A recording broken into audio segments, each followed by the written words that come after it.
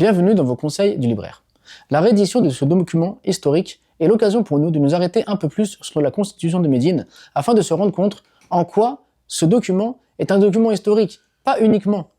pour l'islam et sa civilisation, mais également pour la civilisation humaine. Le professeur Hamidullah, qui est surnommé la souris des bibliothèques, a retrouvé de nombreux manuscrits. Et il a remis au goût du jour un certain nombre de manuscrits que l'on pensait perdus ou bien que l'on n'avait pas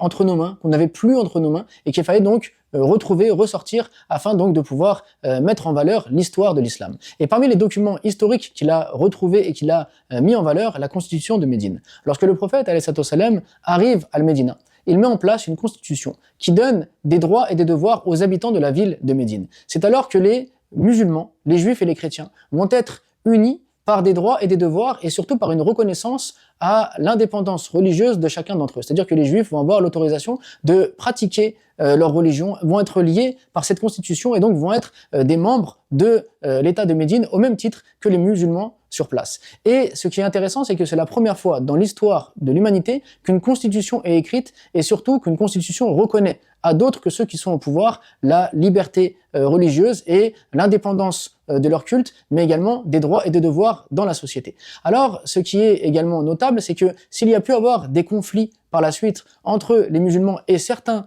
juifs et certaines tribus juives, eh bien, cette constitution n'a pas été pour autant abolie. La tolérance religieuse, l'acceptation de d'autres cultes dans justement l'État mis en place par le prophète alayhi salam et par la suite par les califes bien guidés a été conservé et les chrétiens ont bénéficié de la même tolérance, comme on le voit avec les chrétiens de Médiane justement qui ont eu droit, qui ont eu accès à cette même tolérance que la constitution de Médine avait mis en application. Et donc on voit que ce document